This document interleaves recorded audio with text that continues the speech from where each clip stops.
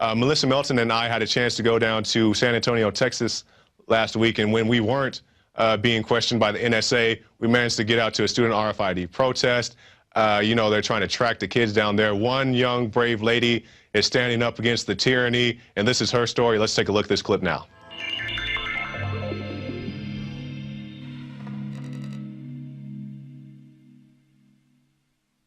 I'm Melissa Melton reporting for InfoWars Nightly News.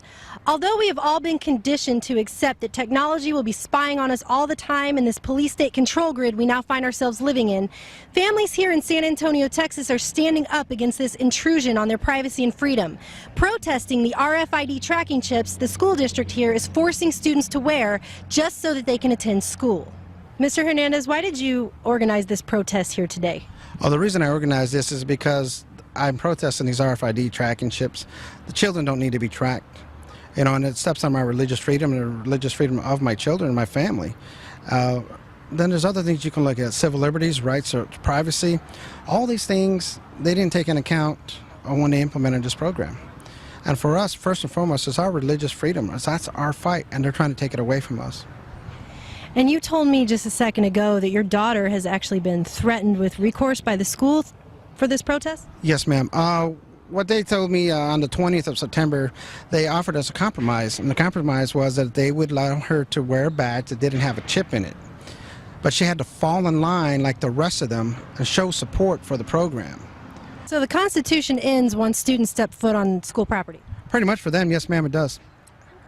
Why do you feel that wearing the RFID chips is a bad thing? Well, I feel it's an invasion of my religious beliefs. I feel that it's the implementation of the mark of the beast.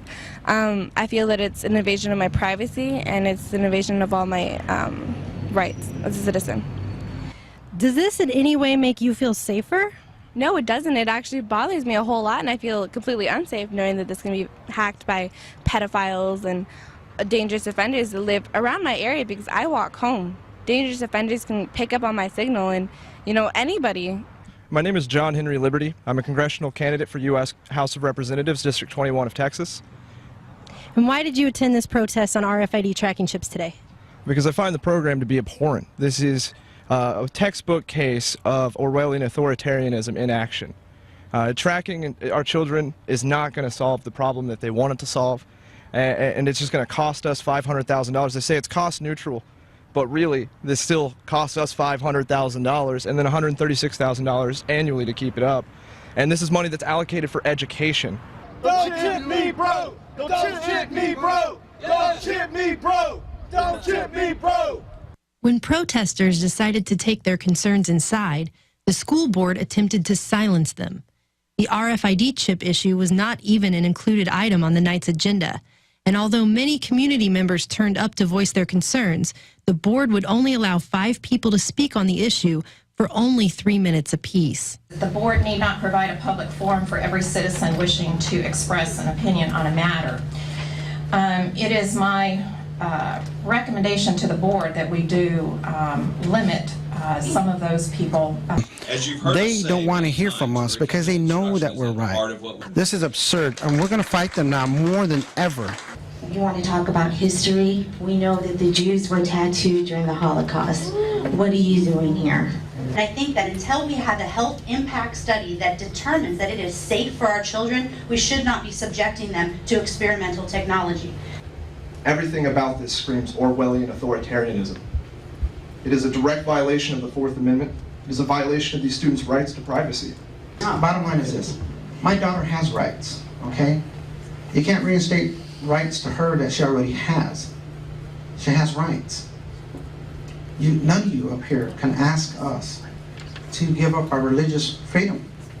Finally, and most importantly, is the disgusting abuse of power resulting in the violation of these students' religious freedom. And it's not just Andrea. This program and the express consequences with not falling in line with it have created a chilling effect in the students in these schools and making them afraid to stand up for themselves. What they're doing to the people is wrong. And you know what? Now I'm going to fight even harder. And you're going to see my face plastered everywhere. I'm going to come at them like a bull in a glass china shop. I'm coming at them now. They're going to regret what they just did to us. In a time more and more when we're being tracked, traced, and controlled at our every step, Organizations such as schools are using children as test subjects for these RFID programs because they know they're easy targets for police state control conditioning. But as the parents you saw here today at this protest, we need to stand up against this and stand up for our freedom and our rights to liberty before we don't have any freedom left. I'm Melissa Melton reporting for InfoWars Nightly News. I'd really like to see more parents come down, more students come down and fight this, because this is something that's going to affect not just these school districts, but all school districts in Texas. This is setting a precedence that it is acceptable to treat children like cattle, and that just cannot stand.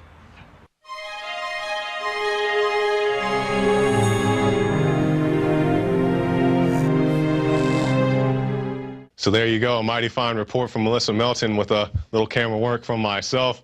I was particularly proud of it. The money shot seems to be the lady on the school board or whatever she is. She's making all those faces. But yeah, it was a good protest. We met a lot of good patriots out there. Some of those people, if you want to go juxtapose that, some of those people were in, I think it was either David Ortiz's or Dan Badani's piece when they went down to San Antonio and they were asking people, is that a protest or something? I don't think it was the Alamo video, it was the other video. So you can check that out as well. Visit Infowars.com and PrisonPlanet.com. When you're on the site, you can also tune in 24 hours a day to my daily radio broadcast. There's also a free iPhone app to listen to the syndicated radio show when and where you want.